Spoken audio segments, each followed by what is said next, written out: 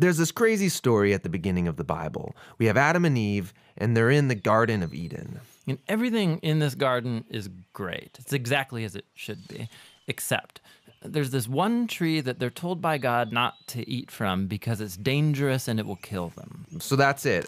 Avoid this fruit tree and we're fine. Right, it seems pretty simple. But in this garden, there's a snake, and it starts telling a different story. It says that if you eat of this tree, it's not going to kill you.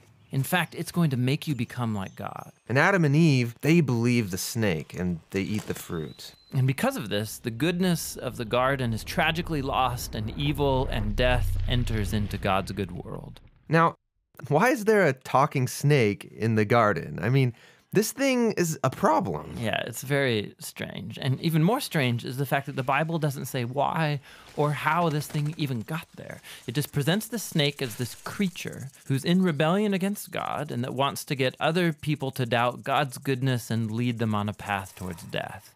And so whatever this snake is, it's the source of evil that pervades our world and our lives, even still today. But there is some hope, because right here in the story, God makes this really interesting promise to Adam and Eve. That someone is going to come in the future, a son of Eve. And this guy's going to come and he's going to crush the serpent's head and destroy evil at its source. However, during this battle, the serpent is going to bite this guy's heel. So it's like a mutual destruction. Yeah, it's this very strange but beautiful promise. And it's just left hanging there until the next key moment in the story, when God singles out this guy named Abraham and says that through his family, goodness and blessing is going to be restored back to all of the nations of the world.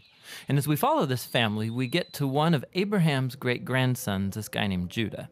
And he receives this promise that a king is going to come from his line and that the whole world's going to follow this king, and he's going to bring peace and harmony, and there'll be lots of food and wine and milk and vineyards, and it's going to be awesome. The first king that we meet from the line of Judah is a guy named King David. And he's a hero. Maybe he is the snake crusher. But it turns out that David is infected with the same evil as the rest of humanity. He never crushes the snake, just the opposite. However, God makes a promise to David that this king is going to eventually come from his line. But as you go on in the story, one by one, each generation of his sons, they're just total chumps. They give in to the snake, they choose evil, they go after money and sex and power and following other gods. Things get so bad that they run the nation of Israel right into the ground, and the big bad empire of Babylon just takes them out. And so now there are no more kings to even fulfill this promise. So it seems like the whole plan is lost. But during these dark days, there's this crazy group of guys called prophets, and they just kept talking about this coming king and reminding us of the promise that he'll come, he'll defeat evil, he'll restore the garden. Now, one specific prophet, Isaiah, he tells us more about why this king is bitten. Isaiah says that the promised king receives this wound because of humanity's evil, and that it kills him. But then all of a sudden he comes back, and Isaiah says it's because he suffered this wound that he can now become a source of healing to other people.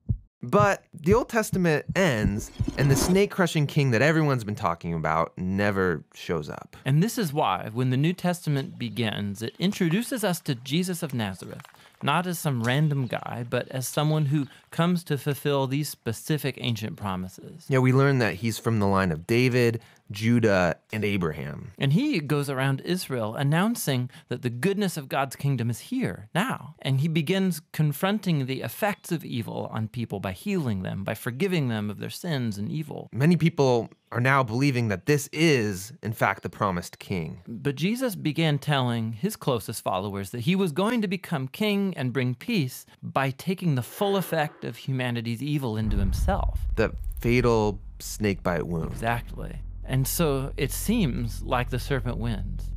And this story actually would be a tragedy except for what happens next. Jesus rises from the dead. And now Jesus has the power over evil and death for himself. And so the rest of the New Testament is then making this claim that Jesus' power over evil and death has now become available to us to begin confronting the effects of evil in our lives. But even still, death and evil are a real problem in our world all around us. And so the story of the Bible ends by describing this future day when Jesus comes back and he finishes the job. He destroys the snake once and for all, and he restores the goodness of the garden here on earth. Hey, this is Tim. And this is John. We think one of the best ways to understand the Bible is to trace the key themes from its beginning all the way through to the end. We also make videos that walk through the literary structure of every book of the Bible and how it relates to the whole. Here's something you didn't know. John and I were roommates in college, and we lived in the basement of a dirty old house. We're a nonprofit, and we'd love to keep these videos free for everyone, but we need your help. You can go to jointhebibleproject.com and you can get full res versions of these videos. You can download the study guide. It's all for free. jointhebibleproject.com.